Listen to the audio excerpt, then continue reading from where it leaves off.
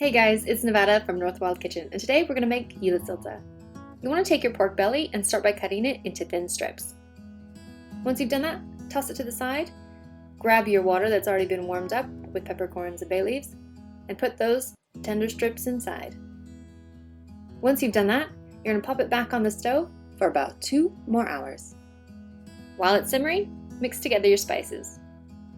Once the meat's ready, pop it into a bowl, and don't worry about those bay leaves because you can just toss them to the side. Then take your spices and start pouring them on top.